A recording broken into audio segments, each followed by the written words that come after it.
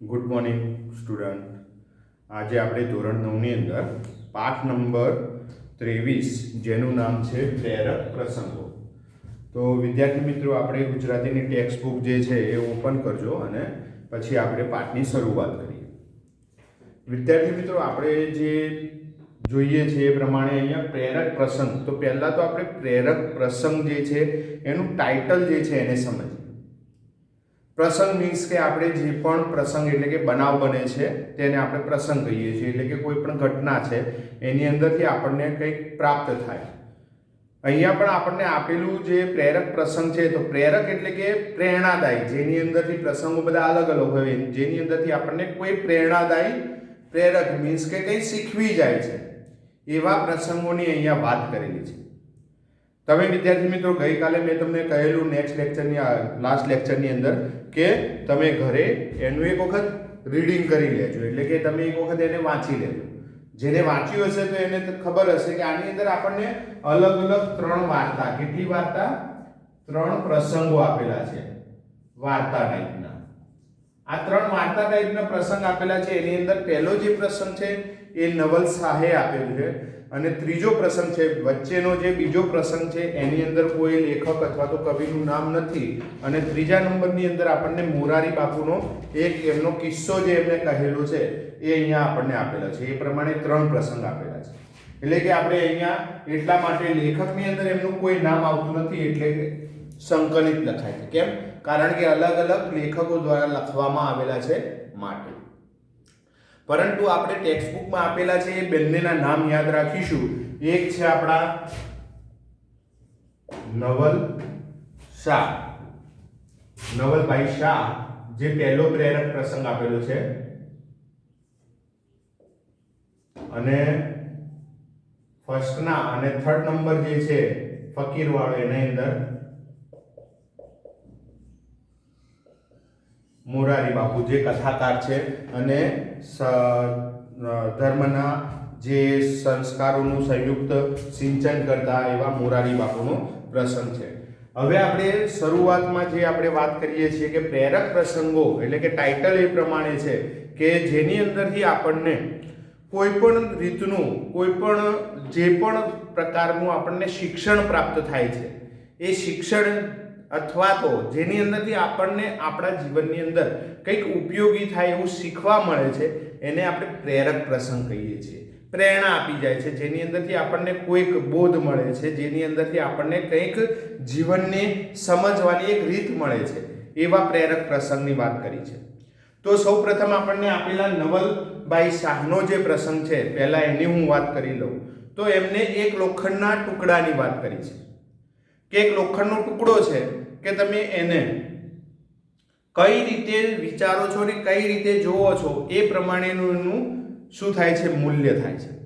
તો અહીંયા આપણને એની અંદર આપણે જોઈ શકીએ છીએ કે એ લોખંડનો ટુકડો છે એને આપણે એ ટુકડાને ટુકડો ગણી અને આપણે શું કરી નાખીએ છીએ, ભંગારમાં આપી દઈએ.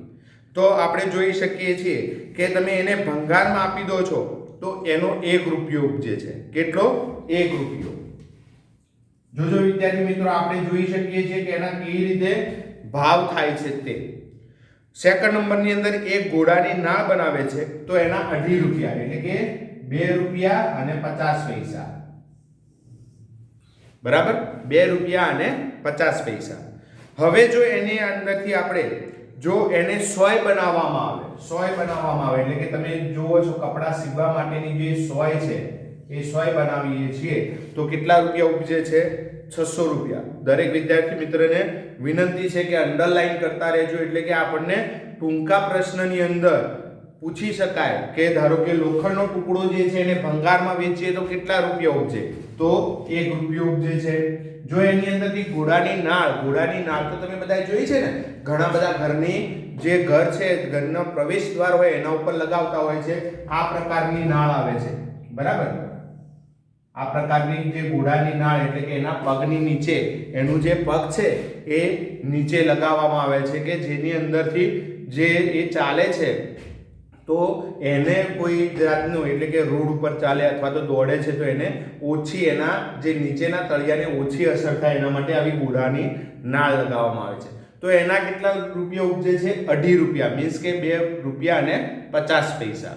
હવે જો એને 100 એટલે કે એ નાનકડો ટુકડો છે, એ નાનકડા ટુકડાની અંદરથી એટલે કે આપણે આ ધારો કે એક લોખંડનો ટુકડો છે એની વાત કરીએ એ પ્રમાણે સમજીએ એટલે ફટાફટ જલ્દીથી આપણને વાર્તા સમજાઈ જશે કે આ લોખંડનો ટુકડો છે અને એને આપણે કઈ રીતે ઉપયોગ કરીએ છીએ. તો પહેલી વાત કરીએ તો આપણે લોખંડના ટુકડાને ખાલી ભંગારનો લોખંડનો ટુકડો સમજી લઈએ છીએ તો 1 રૂપિયો ઉપજે છે. એની અંદરથી ઘોડાની નાળ બનાવીએ છીએ તો 2.5 રૂપિયા ઉપજે છે. હવે આ જે લોખંડનો ટુકડો છે એની અંદરથી 100 બનાવીએ છીએ તો કેટલા રૂપિયા ઉપજે છે? 600 રૂપિયા. અને જો એના કરતા એટલે કે લેખકનું કહેવું એવું છે કે જો એના કરતા વધારે એટલે કે આ બધા કરતા વધારે શામાં મળે છે?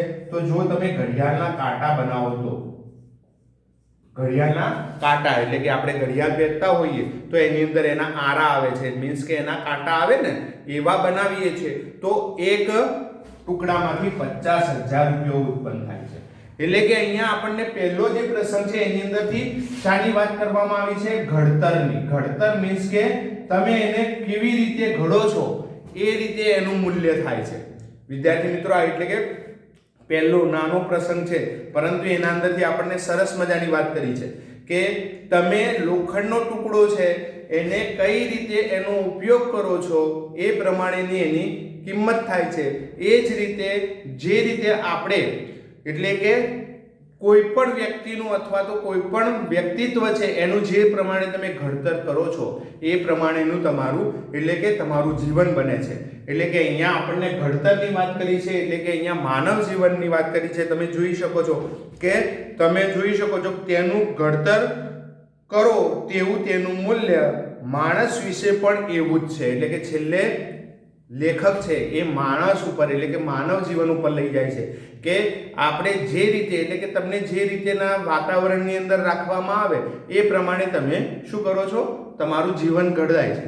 હવે ધારો કે આપણે વાત કરીએ કે આપણે એવું વિચારતા હોય કે આપણે ફોરેનના લોકો એટલે કે ફોરેનના છોકરા નાના હોય તો પણ એ એટલું બધું ઇંગ્લિશ કઈ રીતે બોલે છે? તો એક પ્રશ્ન છે કે તમને ગુજરાતી ભાષાની અંદર ભણાવવામાં આવે છે, તમારા મમ્મી પપ્પા રૂટીનની અંદર ગુજરાતી બોલે છે, અથવા તો તમે ધારો કે રાજસ્થાની છો તો તમારા મમ્મી પપ્પા મારવાડી એટલે કે એની લેંગ્વેજ જે છે એ બોલે છે. એટલે કે એ તમારા જીવનમાં તરત જ ઉતરી આવે, એમાં કંઈ શીખવાની જરૂર નથી. એટલે કે તમારું જે રીતે બાળપણથી તમારું ઘડતર થાય છે એટલે કે જે રીતે બાળપણથી તમને ઘડવામાં આવે છે મીન્સ કે તમને જે રીતે રાખવામાં આવે છે એ રીતે તમે જીવો છો. તમને જે જીવનમાં ધારો કે તમે સારા ઘરની અંદર રહેતા હોય, બરાબર, તમે સારું એવું ઘર છે, બધા વેલસેટ છો, સારી એવી તમારા ઘરની અંદર સુવિધા છે અને તમે ક્યારેક કોઈ ગરીબ ઘરના વ્યક્તિ હોય એના ઘરે જાઓ તો તમને તમારી બધી જ સુવિધાઓ ઓછી લાગે એટલે તમને એમ થાય કે અહીંયા તો રહેવા જેવું નથી. એટલે કે મનુષ્ય જીવનનું અહીંયા એક લોખંડના ટુકડા દ્વારા લેખકે આપણને એ સમજ આપી છે કે જે પ્રમાણેનું આપણે એનું ઘડતર કરીએ છીએ મીન્સ કે એને કેળવીએ છીએ એ પ્રમાણેનું એનું મૂલ્ય થાય છે. એટલે કે જો તમે ધારો કે આપણે હાલની વાત કરીએ તો આપણા ક્લાસરૂમની વાત કરીએ તો દરેકે દરેક વિદ્યાર્થી આમાંથી ડૉક્ટર બનવાના છે એવું આપણે કહી શકીએ ખરા? ના. કેમ? કારણ કે એ જે પ્રમાણે ભણે છે એ પ્રમાણેનું એનું ક્વોલિફિકેશન થશે અને એ પ્રમાણે એ શું કરશે? આગળનું જીવન જીવશે. એટલે કે ડૉક્ટર થવું છે, એન્જિનિયર થવું છે તો એ મૂલ્ય ઘડતર એટલે કે મીન્સ કે તમારું ઘડતર એ પ્રમાણે થશે. હવે ધારો કે તમે ડૉક્ટર કે એન્જિનિયર થવા માંગતા હોય તો તમારે સાયન્સના સબ્જેક્ટ જે છે એટલે કે ફિઝિક્સ છે, કેમેસ્ટ્રી છે, મેથ્સ છે, બાયો છે એટલે કે એ પ્રમાણેના સબ્જેક્ટની તૈયારી કરવી પડે. હવે તમે ધારો કે એન્જિનિયર બનવા જ નથી માંગતા, બરાબર, તમને રુચિ એમાં છે કે ભાઈ મારે કોઈ લેખક અથવા તો કોઈ મારે રાઇટર બનવું છે તો તમારે ભાષાની અંદર ઇન્ટરેસ્ટ રાખવો પડશે મીન્સ કે લેંગ્વેજની અંદર. એટલે કે તમે ગુજરાતી, હિન્દી, ઇંગ્લિશ જે લેંગ્વેજ છે, સંસ્કૃત છે તો એની અંદર ઇન્ટરેસ્ટ રાખશો તો તમે એની અંદર આગળ વધશો. એટલે કે અહીંયા ચોક્કસ આપણને એક લોખંડનો ટુકડો આપી અને લેખકે આપણને સમજ આપી છે કે જે પ્રમાણેનું તમે ઘડતર એટલે કે જે પ્રમાણેનું તમે તમારું મૂલ્ય કરાવવા માંગો છો એ પ્રમાણેનું તમારે ભણવું પડશે. હવે ધારો કે અહીંયા લોખંડનો ટુકડો છે એને ખાલી માત્ર ને માત્ર ભંગારની રીતે વેચી દેવામાં આવે છે તો 1 રૂપિયો ઉપજે છે. એના અંદરથી પછી ઘોડાની નાળ બનાવવામાં આવે છે એટલે કે આ લોખંડનો ટુકડો આપણે વેચતા નથી પરંતુ એના અંદરથી ઘોડાની નાળ બનાવીએ છીએ તો 2.5 રૂપિયા ઉપજે છે. અને એ જ લોખંડના ટુકડાની અંદરથી આપણે સોયો બનાવીએ છીએ. શું બનાવીએ છીએ? સોય. તો કેટલા રૂપિયા ઉપજે છે? 600 રૂપિયા. અને પછી કમાન મીન્સ કે ઘડિયાળના જે કાંટા આવે છે એ બનાવીએ છીએ તો કેટલા રૂપિયા ઉપજે છે? 50,000. એટલે કે ટુકડો લોખંડનો છે પરંતુ એનું મૂલ્ય ઘડતર એટલે કે એ જે રીતે ઘડાય છે એ પ્રમાણે એનું મૂલ્ય થાય છે. આ શોર્ટ એન્ડ સ્વીટ એક નાની વાર્તા આપણને સમજાવે છે કે તમે તમારું મૂલ્ય કઈ રીતે કરાવવા માંગો છો એ તમારા ઉપર ડિપેન્ડ છે. એટલે કે તમે જે રીતનું ઘડતર કરશો અથવા તો તમે જે રીતે ઘડાશો એ પ્રમાણે તમારું મૂલ્ય થશે. એટલે કે ખેડૂત થવું છે, કમ્પાઉન્ડર થવું છે, ડોક્ટર થવું છે, કલેક્ટર થવું છે, એન્જિનિયર થવું છે, જે પણ થવું છે એ ઘડતર તમારે તમારી રીતે કરવાનું છે કે મારે શું બનવું છે, મારે જે પ્રમાણે કરવું છે એ પ્રમાણેનો તમારો વિકાસ થાય, એ પ્રમાણે તમારું મૂલ્ય થાય છે. અહીંયા એક લોખંડનો ટુકડો છે તો એ જ વસ્તુ એટલે કે માનવ જીવન સાથે આ એક લોખંડના ટુકડાને આપણના અનુરૂપ બનાવી અને એ લેખકે આપણને સમજ આપી છે કે જે પ્રમાણેનું આપણે જીવન જીવવા માંગતા હોઈએ એ પ્રમાણેનું મૂલ્ય ઘડતર આપણે કરવું પડશે. એટલે કે આપણે સંત મહંત એટલે કે આપણે જો સંત મહંત થવું હોય તો એના માટે કોઈ ડિગ્રીની જરૂર નથી, પરંતુ તમારે એ જીવન જીવતા શીખવું પડે કે તમારે હંમેશા સત્યનો સહકાર આપવો પડે, સત્યની સાથે જીવવું પડે. સાથે સાથે તમારે સંત જેવું એટલે કે આપણે જોઈ શકીએ છીએ કે નિર્મળ ભાવ, બધાની સેવા ભાવ, એ બધા જ પ્રમાણેના તમારા લક્ષણો એટલે કે ગુણો જે છે એ હશે તો ચોક્કસ તમે એ પણ બની શકો છો. અહીંયા આપણને એક નાના સરખા ઉદાહરણ, અહીંયા આપણે વાર્તાની વાત કરીએ તો એને વાંચી લઈએ. લોખંડનો એક ટુકડો વેચો તો એનો 1 રૂપિયો ઉપજે છે. તેમાંથી ઘોડાની નાળ બનાવો તો અને વેચો તો 2.5 રૂપિયા ઉપજે છે. તેમાંથી બધી સોયો બનાવી દો છો તો એના 600 રૂપિયા ઉપજે છે. નાળ કે સોયને બદલે ઘડિયાળની ઝીણી ઝીણી કમાન બનાવો છો એટલે કે ઝીણી ઝીણી તમે કમાન એટલે કે ઝીણા ઝીણા એના જે કાંટા આવે છે એ બનાવો છો તો એની અંદરથી 50,000 રૂપિયા ઉપજે છે. તો લોખંડ તો એનું એ જ છે એટલે જ તે જેનું જેવું ઘડતર થાય છે અને જેને જેવું ઘડતર એટલે કે જેને જેવું બનાવવામાં આવે છે એનું મૂલ્ય એવું થાય છે. માણસ વિશે પણ એવું જ છે. એટલે કે અહીંયા આપણને માણસ જે છે એનું ઘડતર પણ જે રીતે થાય છે એ પ્રમાણે એનું જે પણ ઈચ્છા છે એ પ્રાપ્ત કરી શકે છે. એટલે કે ચોક્કસ અહીંયા લોખંડના ટુકડા દ્વારા આપણને એ સમજાવે છે. સેકન્ડ નંબરનો જે પેરેગ્રાફ છે તો એની અંદર આપણે જોઈ શકીએ છીએ કે અહીંયા બંધુત્વતાની ભાવનાની વાત કરી છે. એટલે કે આપણે બધા સાથે બાંધવપણે એટલે કે ભાઈ ભાઈનો જે ભાતૃભાવ છે એટલે કે વસુદેવ કુટુંબકમ એટલે કે વસુદેવ એટલે કે ભગવાન વિષ્ણુનું આ પરિવાર છે. એટલે કે આપણો પૃથ્વી જે છે એ ભગવાન વિષ્ણુની ઉત્પત્તિ છે, માટે આપણે એના સંતાનો છીએ અને આપણે બધા એક કુટુંબના છીએ એવું સમજીને ચાલવાની વાત બીજી વાર્તાની અંદર કરેલી છે. તો હવે પહેલા એને વાંચી લઈએ. ડુંગરનું ચઢાણ આકરું હતું. સૌ યાત્રીઓના મોં પર થાકનો ચિહ્ન દેખાતા હતા. બધાની સાથે 12 વર્ષની, કેટલા વર્ષની? 12 વર્ષની જે છોકરી છે, 12 વર્ષની એક છોકરી, એના ભાઈ 4 વર્ષનો છોકરો એટલે કે એનો ભાઈ છે. એટલે કે 12 વર્ષની છોકરી છે જે ચડતી હતી. કેડે 4 વર્ષ, કેડ મીન્સ કે કમર, કમરનો જે ભાગ છે ને કેડ મીન્સ કે કમર એટલે કે આપણે જોઈ શકતા કે આ રીતે જે લેડીઝ છોકરાઓને બાળકને તેડે છે તે એટલે કે કેડ ઉપર 4 વર્ષનો એનો ભાઈ હતો એટલે કે એને તેડેલો હતો. કોઈને દયા આવી એટલે કે કોઈ એટલે કે મુસાફરો એટલે કે યાત્રાળુઓ જાય છે તો એમનાથી કોકને દયા આવે છે. એમાંથી કોઈએ પૂછ્યું, અલી આ છોકરાને તેડીને ચાલે છે, તને ભાર નથી લાગતો?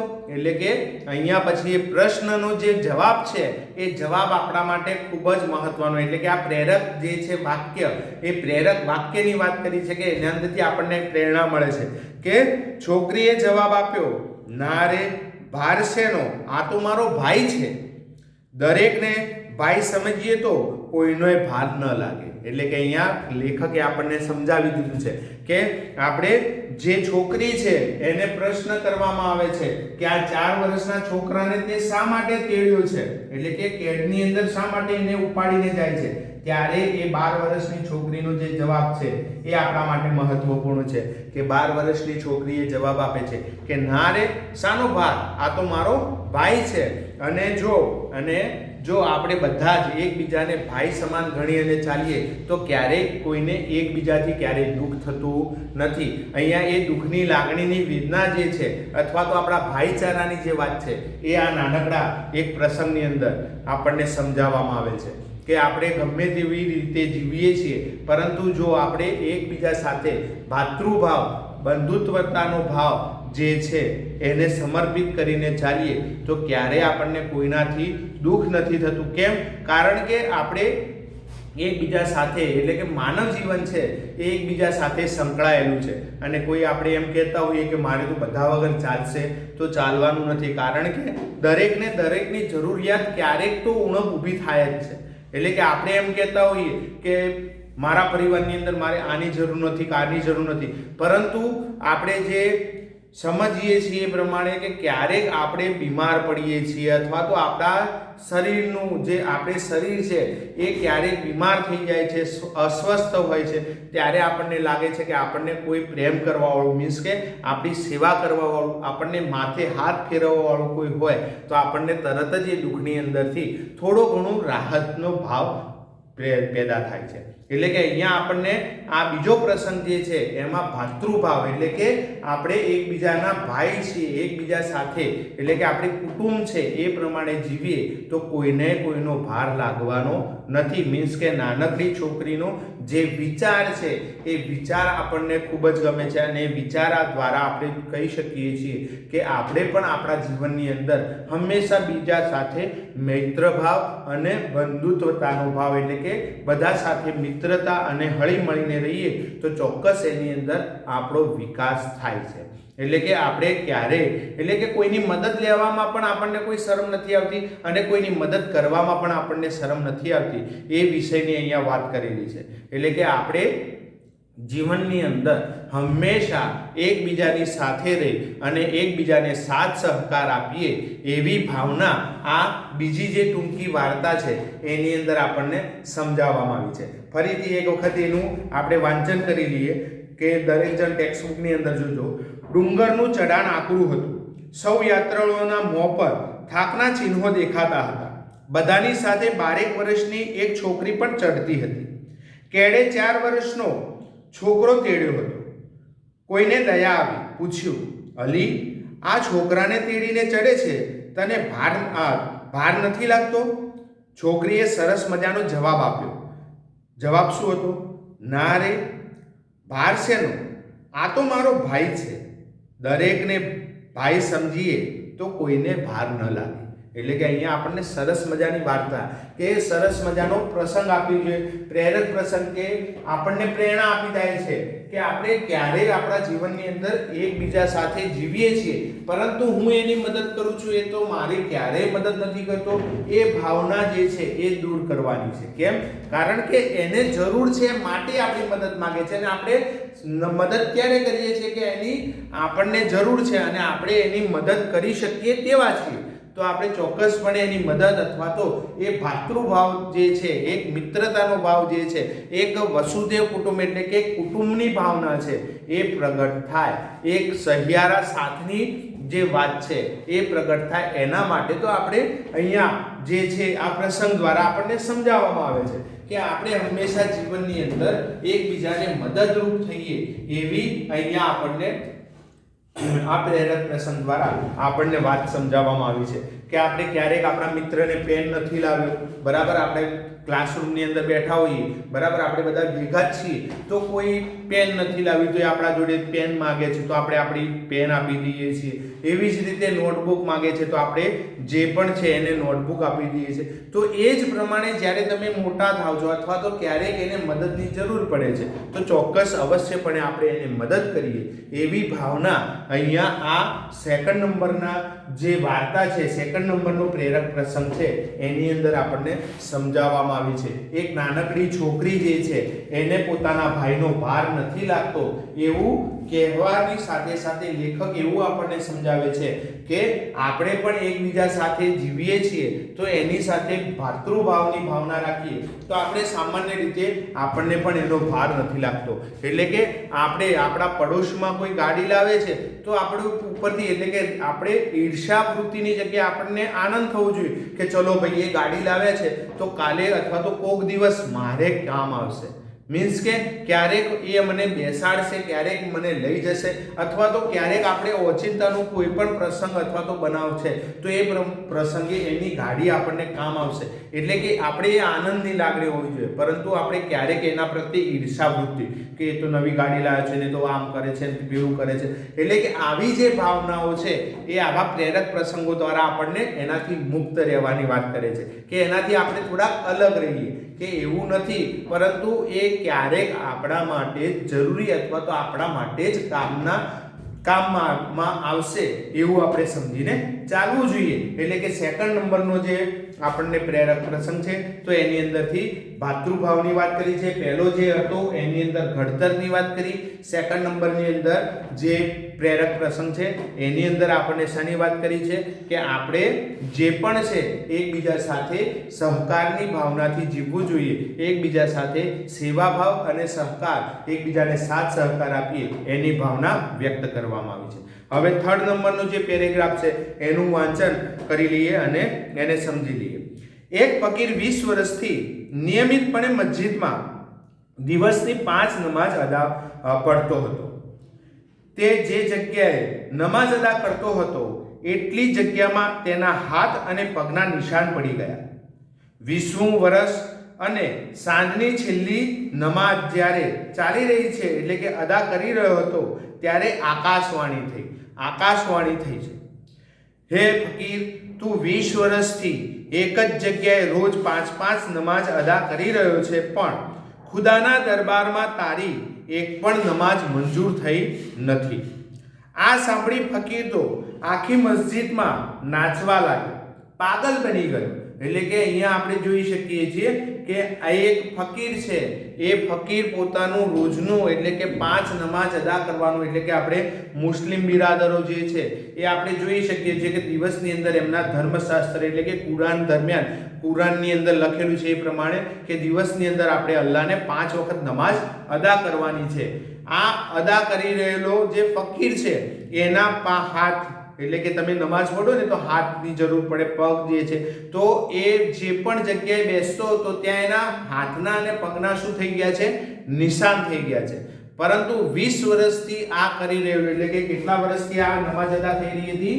20 વર્ષથી નમાઝ અદા કરી રહ્યો છે, પરંતુ એકદમ આકાશવાણી મીન્સ કે આકાશમાંથી પ્રગટ થતી દેવની વાણી એટલે કે આકાશમાંથી જે અલ્લાહ છે, ભગવાન છે એના દ્વારા જે આકાશવાણી થાય છે, જે અવાજ આવે છે એ અવાજ આવે છે અને એ અવાજની સાથે કહેવામાં આવે છે કે તું અદા કરી રહ્યો છે, મીન્સ કે તું જે રોજ 5 નમાઝ અદા કરી રહ્યો છે, અર્પણ કરી રહ્યો છે, એમાંથી એક પણ હજુ સુધી મંજૂર થઈ નથી. હવે આગળ જોઈએ.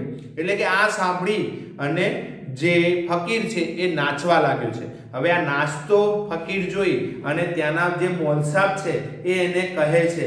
હવે એની વાત કરીએ. એક મૌલવી બાજુમાં ઉભેલા અને કહે છે, અરે બેવકૂફ, એટલે કે અરે એ ડફોળ મૂળ બુદ્ધિના, જે તારી અંદર જે આ બુદ્ધિ નથી, જેનું તું પ્રવર્તમાન પરિસ્થિતિને જાણ્યા વગર તું આ ખુશ થઈ રહ્યો છે એની વાત કરે છે. તારે તો રડવું જોઈએ, તું નાચે છે કેમ? 20 વર્ષથી તું નમાઝ પઢે છે અને ખુદાએ તારી એકેય નમાઝ કબૂલ કરી નથી, તો તારે તો આંસુડા વહેવડાવવા જોઈએ અને એની જગ્યાએ તું હસે છે. એટલે કે અહીંયા જે મૌલસાબ છે, જે મૌલવી છે એ એવું કહે છે કે એ બેવકૂફ એટલે કે બુદ્ધિના લઠ, એટલે કે તારા અંદર કઈ બુદ્ધિ જેવું છે કે નહીં? તું નાચી રહ્યો છે, ખુશ થઈ રહ્યો છે, આ તો તારો રડવાનો પ્રસંગ છે. એટલે કે એ મૌલસાબ એટલે કે જે એમના જે આપણે મંદિરની અંદર જેમ પૂજારી હોય છે એવી જ રીતે આ જે એમના મૌલસાબ છે એ એવું કહે છે કે ખુદાએ તારી 20 વર્ષથી તું જે નમાઝ અદા કરી રહ્યો છે એ હજુ સુધી કબૂલ કરી નથી, તો તારે તો રડવું જોઈએ, તારે તો આંસુડા વહેવા જોઈએ. ત્યારે હવે જે ફકીરનો જવાબ છે નેક્સ્ટ પેજ ઉપર તમે જુઓ કે ફકીરનો જવાબ આજે તો મારું જીવન ધન્ય થઈ ગયું. મારી બંદગી કબૂલ થઈ કે નથી થઈ એની મને કોઈ પરવા નથી. એટલે કે મારી જે બંદગી મીન્સ કે જે હું નમાઝ પઢતો હતો, જે બંદગી કરતો હતો, અલ્લાહનું નામ લેતો હતો, એટલે કે ખુદાને રોજ યાદ કરતો હતો, એનો મને કોઈ અસર જ નથી. એટલે કે એમને મારી કોઈ નોંધ લીધી કે મારી નમાઝ અદા થઈ છે, કબૂલ કરી છે કે નથી કરી, એનો મને કોઈ જ અફસોસ નથી. પરંતુ ખુદાને એટલી તો ખબર છે જ કે હું નમાઝ પઢી રહ્યો છું અને મારા માટે તો એટલું જ બસ છે. ફળ મળે કે ન મળે એની શી જરૂર છે? એટલે કે હા, ખુદાને એટલી ખબર હોવી જોઈએ કે ખુદા એમની તમારી સાથે મોહબ્બત છે, બંદગી સફળ છે. એટલે કે અહીંયા જે ફકીર હતો એનો જવાબ જે છે એ સાંભળવા જેવો છે. એટલે કે ફકીર એટલે કે મૌલસાબ એને કહે છે કે એ ડફોળ, તને કંઈ ખબર પડે છે? અલ્લાહે તારી એક પણ બંદગી કબૂલ કરી નથી, માટે તારે તો રોવું જોઈએ. પરંતુ ફકીર જે છે એ બી પોઝિટિવ, એટલે કે આપણે હંમેશા જીવનની અંદર પોઝિટિવ થિંકિંગ જ, એટલે કે પોઝિટિવ વિચાર જ, એટલે કે આપણા વિચારો જે છે એ હંમેશા કંઈક થઈ રહ્યું છે તો સારા માટે જ થયું છે એવું વિચારીને ચાલવાની અહીંયા આપણને વાત કરી છે. અને એ કહે છે કે હું 20 વર્ષથી બંદગી કરું છું, નમાઝ પઢું છું, એની ખુદાએ જાણ છે. ભલે એને હજુ સુધી મારી નમાઝ જે છે એ આજે નહીં તો કાલે કબૂલ કરશે, પરંતુ હું કરું છું એ ખુદાને ચોક્કસ ખબર છે કે 20 વર્ષથી હું એના માટે એની બંદગી કરી રહ્યો છું. અને આ સાંભળીને એ ફકીર કહે છે કે મને કોઈ ફળ મળે છે કે નથી મળતું એ મારો પ્રશ્ન નથી, પરંતુ ખુદાના દરબારની અંદર, એટલે કે ખુદાએ મારી નોંધ રાખી છે કે હું 20 વર્ષથી, એટલે કે કેટલા વર્ષથી? 20 વર્ષથી એની બંદગી મીન્સ કે નમાઝ જે છે એ ચોક્કસપણે ભૂલ્યા વગર રોજની 5 નમાઝ જે છે એ એને અર્પણ કરું છું, અદા કરું છું. એ મહત્વની વાત એ કબૂલ કરે છે કે ફકીર કહે છે કે હું જે પણ કામ કરું છું 20 વર્ષથી એનું ચોક્કસ ખુદાને ધ્યાન છે, માટે હવે બીજું કંઈ મારે જોવું નથી. માટે હું આટલો ખુશ છું કે મસ્જિદમાં હું રોજ આવું છું, 5 વખતની નમાઝ અદા કરું છું, અને એ 5 વખતની નમાઝ અદા કર્યા પછી પણ અલ્લાહ જો મને એવો મેસેજ, એટલે કે અલ્લાહ દ્વારા આકાશવાણી થઈ અને મને એવું કહેવામાં, ખુદા દ્વારા મને એવું કહેવામાં આવે છે કે હજુ સુધી તારી એક પણ બંદગી કબૂલ નથી થઈ, એનો મતલબ એટલો તો છે જ કે હું જે કામ કરી રહ્યો છું એની ઉપર જે ખુદા છે એ દેખરેખ રાખી રહ્યો છે. અને આજે નહીં તો 2 દિવસ પછી અથવા તો વર્ષ પછી, મહિના પછી પણ ગમે ત્યારે મારી નમાઝ ત્યાં, એટલે કે મારી બંદગી જે છે એ ત્યાં અદા થશે અને ખુદા કબૂલ કરશે. પરંતુ હાલ એટલી તો મહત્વની વાત છે કે ખુદા જે છે, એટલે કે ભગવાન જે છે એ મારી બંદગી એ ધ્યાન રાખી રહ્યા છે કે હું 20 વર્ષથી આ કામ કરી રહ્યો છું. એટલે કે ફકીર એટલા માટે ખુશ છે કે મારે રડવાની જરૂર નથી, પરંતુ મારે ખુશ થવાની જરૂર છે. કેમ? કારણ કે ભગવાન એટલે કે અલ્લાહને ખ્યાલ છે કે હું જે કામ કરી રહ્યો છું એનું એ ધ્યાન રાખી રહ્યો છે. એટલે કે અહીંયા વિદ્યાર્થી મિત્રો આપણને ત્રીજો જે પ્રેરક પ્રસંગ છે, જે મોરારી બાપુએ આપેલો પ્રસંગ છે, એની અંદરથી આપણને શું શીખવા મળે છે? તો આપણે એ ધ્યાનમાં નથી રાખવાનું કે ભગવાને મારી બંદગી કેમ કબૂલ નથી કરી, પરંતુ હું જે કામ કરું છું એ ભગવાન સુધી પહોંચે છે એ જરૂરી છે. એટલે કે ફળની આશા, એટલે કે અહીંયા આપણને સફળ થાવ કે નિષ્ફળ થાવ એની આપણે કોઈ જ ચિંતા કરવાની નથી, પરંતુ આપણે જે કરી રહ્યા છીએ એના ઉપર ચોક્કસપણે ભગવાન ધ્યાન આપે છે એ સમજીને આપણે કામ કરવાનું છે. એટલે કે ત્રીજો પ્રેરક પ્રસંગ જે મોરારી બાપુએ આપેલો છે, તો એ પ્રેરક પ્રસંગની અંદરથી આપણે શીખવાનું છે કે અપેક્ષા વિના પ્રેમથી કાર્ય કરતા રહો, એટલે કે કર્મ કરતા રહો, અને એનો મહિમા જે છે એ વ્યક્ત અહીંયા આપણને કરવામાં આવે છે કે એ મહિમા છે કે આપણું કર્મ જે છે એ હંમેશા કર્મની વાત કરી છે. એટલે કે કર્મની વાત છે. કર્મ મીન્સ કે કામ. અહીંયા આપણે પહેલી વાત કરીએ છીએ તો એની અંદર ઘડતરની વાત છે, બરાબર વિદ્યાર્થી મિત્રો. બીજા નંબરની અંદર આપણે વાત કરીએ છીએ તો ભાતૃભાવ, ભાતૃભાવ મીન્સ કે બંધુત્વતાની ભાવના, એટલે કે આપણે ભાઈ ભાઈનો ભાઈચારાની વાત છે, ભાઈચારાની, બરાબર. અને થર્ડ નંબરનો જે છે એ પ્રેરક પ્રસંગ આપણને કર્મની વાત કરે છે, કામની વાત કરે છે કે આપણે જે કામ કરીએ છીએ એની અંદર જ પરોવાયેલા રહીએ. આપણે એ કામથી શું આપણને કેટલી સફળતા મળશે, આપણને એનું કેટલું ફળ મળવું જોઈએ એ આપણે કંઈ ડિસાઈડ કરવાનું નથી. આપણે જે પણ કરીએ છીએ એની અંદર કંઈ સારું થાય છે કે ખરાબ ક્યારેક થઈ જાય છે તો ચોક્કસ એ ભગવાનની મરજી પ્રમાણેનું થઈ રહ્યું છે અને ચોક્કસ એની નોંધ ત્યાં થાય જ છે એ પ્રમાણે. એટલે કે હંમેશા આપણે ખરાબ કોઈનું ન કરીએ એ ચોક્કસ છે. આપણું કામ જે છે આપણે એને નિષ્ઠાપૂર્વક, એટલે કે એ સનિષ્ઠતાથી આપણે એ કામને ચોક્કસપૂર્વક કરતા રહેવાની અહીંયા વાત છે. તો વિદ્યાર્થી મિત્રો, તમારા માટે પણ એક જ વસ્તુ તમારે હવે ધ્યાનમાં રાખવાની છે કે આપણે ટેક્સ્ટ બુક લઈને, આમાંથી ઘણા બધા વિદ્યાર્થી મિત્રો એવા હશે કે મમ્મી પપ્પા જોતા હોય એટલે આપણે ટેક્સ્ટ બુક લઈને બેઠા હોઈએ, પરંતુ એના અંદરથી મગજ સુધી આપણે ક્યારેક પહોંચાડતા નથી હોતા. ઘણા બધા પછી પેરેન્ટ્સ કહે છે કે મારો દીકરો તો 5 કલાક વાંચે છે, 6 કલાક વાંચે છે, પરંતુ એને એક્ઝામની અંદર માર્ક્સ નથી આવતા. તો એનું પરિણામ આપણે ક્યારેક આપણે પોતે પણ ભોગવતા હોઈએ. કેમ? કારણ કે કેટલીક વખતે આપણે આપણું કામ જે છે નિષ્ઠાપૂર્વક, કર્મ જે છે એ આપણે ચોક્કસપણે કરતા હોતા નથી અને એનું પરિણામ પછી આપણે ભોગવવું પડે છે. એટલે કે વિદ્યાર્થી મિત્રો, તમે પણ જો આવી ક્યારેય તમારા મમ્મી પપ્પા સાથે, એટલે કે તમારા પેરેન્ટ્સ સાથે કોઈ છેતરપિંડી કરતા હોય તો કરતા નહીં. કેમ? કારણ કે એના માટે હું તમને એક બીજી સરસ મજાની એક નાની ટૂંકી સી વાત કરી લઉં કે એક શેઠ અને એક નોકર છે. એ બંને જણા એક ગુરુની ત્યાં જાય છે અને એ ગુરુના શિષ્ય બનવા માંગતા હોય છે. એટલે કે ગુરુ જે છે એ ગુરુ એ બંનેને એક જીવિત ચકલી આપે છે. ચકલી મીન્સ કે સ્પેરો, તમે જાણો છો એ પ્રમાણે, બરાબર. એટલે કે એક પક્ષી જે છે, નાનકડું પક્ષી આપે છે અને આ બંનેને આપીને એ એવું કહે છે કે તમે આ લઈ જાઓ અને એને એવી રીતે મારો કે તમને કોઈ જોતું ન હોય. આ બંને જણા શેઠ અને નોકર જંગલની અંદર જાય છે. જંગલની અંદર બે જણા થોડા દૂર સુધી સાથે જાય છે અને પછી શેઠ એવું કહે છે કે નોકરને કહે છે, તું આ બાજુના માર્ગે જા અને હું આ બાજુના માર્ગે જાઉં, અને કોઈ જોતું ના હોય ત્યારે આપણે આ પક્ષીને શું કરવાનું છે? મારી નાખવાનું છે. બંને જણા બે રસ્તાથી છૂટા પડી અને ખૂબ અંદર જાય છે. શેઠ જે છે એ જોવે છે, ચારે બાજુ જોવે છે કે કોઈ જોતું નથી અને એવામાં એ પક્ષીને શું કરે છે? મારી નાખે છે.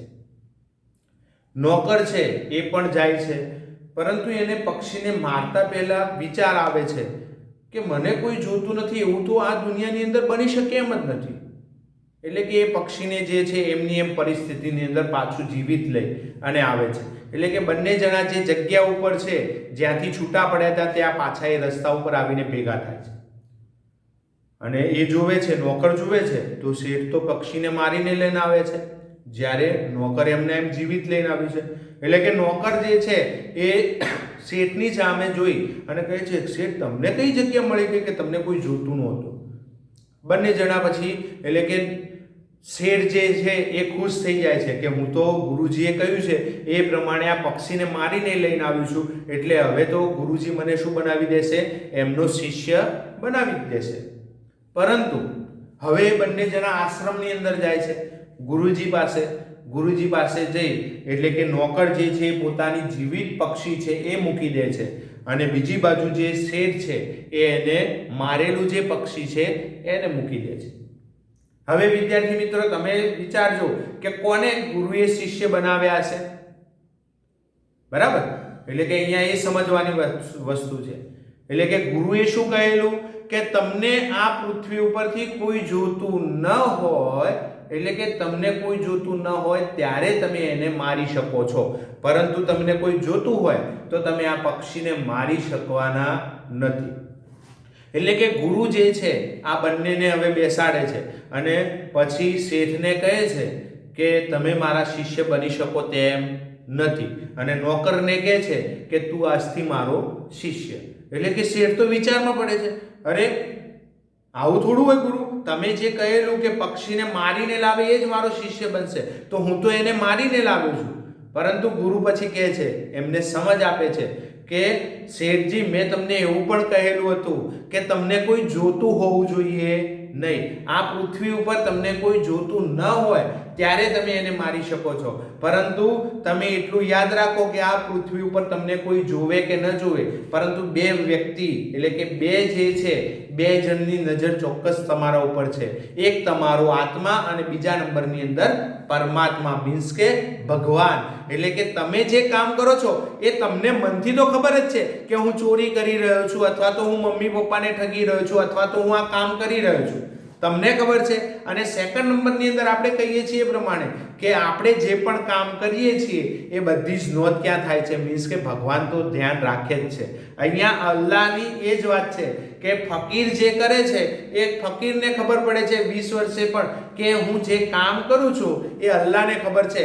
મારી બંદગી કબૂલ આજે નહીં તો મહિના પછી, 2 વર્ષ પછી થશે, પરંતુ હું જે કરું છું, જે મારું કામ છે, એટલે કે અહીંયા કામની વાત કરી છે, કર્મની વાત કરી છે કે જે હું કામ કરું છું એનું ચોક્કસપણે ખુદાને ખ્યાલ છે. એ જ રીતે આપણે પણ વિદ્યાર્થી મિત્રો એટલું તમારે પણ ધ્યાનમાં રાખવાનું કે આપણે જે પણ કામ કરીએ છીએ એ ખુદાને અથવા તો ભગવાનને ખ્યાલ જ છે, માટે એનાથી ડરી અને આપણે જે પણ કામ કરી રહ્યા છીએ એ સત્યને સાથે રાખીને કામ કરવું, ક્યારેય છેતરવાની વાત કરવી નહીં. આપણને આ ત્રીજો પ્રેરક પ્રસંગ એ કર્મની વાત છે. સાથે સાથે આપણે જે કામ કરીએ છીએ, જે કર્મ કરીએ છીએ એની નોંધ અવશ્યપણે ભગવાન જોડે થાય જ છે, માટે આપણે ક્યારેય કોઈને છેતરવાની વાત કરવી નહીં. ઓકે વિદ્યાર્થી મિત્રો, આપણા આ 3 પ્રેરક પ્રસંગ પૂર્ણ થાય છે. નેક્સ્ટ એના પછીનું સ્વાધ્યાય લેખન જે છે આપણે નોટની અંદર કરી લેવું. આપણો ગુજરાતીનો જે સિલેબસ છે એ અહીંયા શું થાય છે, પૂર્ણ થાય છે. હવે નેક્સ્ટ આપણે જે આપણા ગ્રામરના ટોપિકનું રિવિઝન અને જે પરીક્ષા લક્ષી જો થોડું ઘણું રિવિઝન છે એના વિડીયો પણ આપણે આવી રીતે બનાવી અને સમજીશું. Okay, thank you very much.